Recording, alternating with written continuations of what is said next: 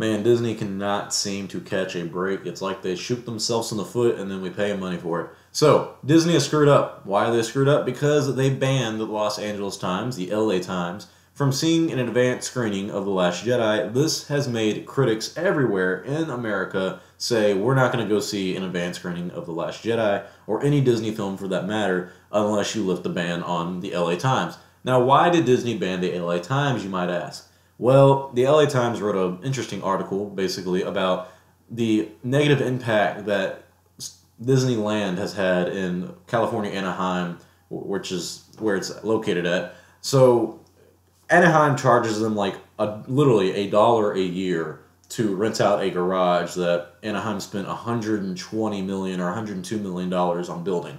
So, the garage makes Disney a lot of money, and they only have to pay $1 a year for that. That's outrageous. So, Anaheim gives Disney a lot of subsidies on, building Disneyland there and whatnot. But there's been politicians lately, and even the people from the LA Times, that are saying Disney's not really proven their merit in helping out the local economy and whatnot, which I kind of disagree with. But if, I understand giving them a lot of subsidies and stuff like that and incentives to be there, and it not really them not really holding up their end of the bargain, or them getting the complete big end of the stick. So Anaheim's mad about that, and LA Times wrote an article about it and kind of bashing Disney in it. Not entirely, but just saying that, they have a good point and that Disney should fix this and whatnot. So Disney got mad and they banned the LA Times for this, and they said, you're not going to be able to see The Last Jedi early or anything.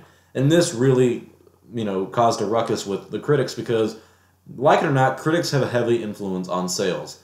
You look at the last movie by Michael Fassbender, the Snowman movie, about some guy murdering people and he dresses up as Snowman or whatever. It looked horrible from the start, but still, critics gave it horrible reviews because it was a horrible movie. Therefore, the sales did horrible because no one wants to go see a movie that no one likes. That just doesn't really make sense.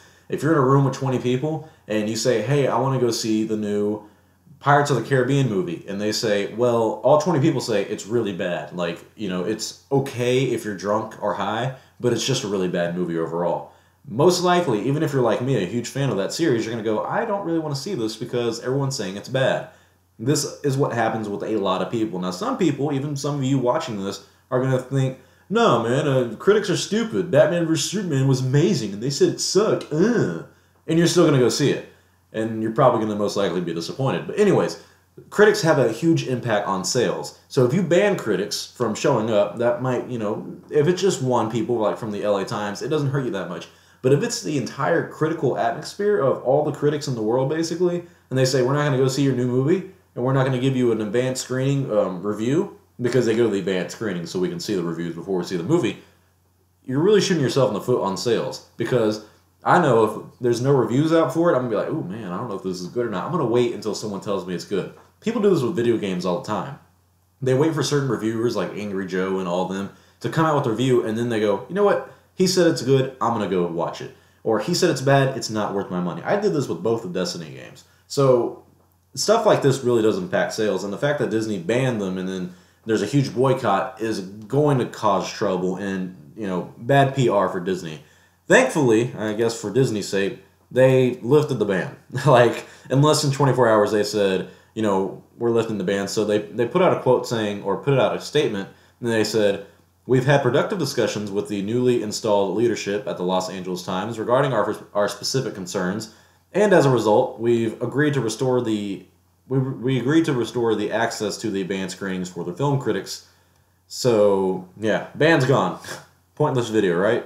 But it's interesting that they had to get to that, and it's interesting that they would even ban them from the first place and think that's a good idea, and kind of how booty hurt and liberal they really are. So comment your thoughts below. Did Disney make a good decision on banning these guys, or did they make a stupid decision? Should they have lifted the ban or stuck by their side? And, it is kind of free speech, to say, you suck, and it's free speech on Disney's part to go, well, then don't come to my movie.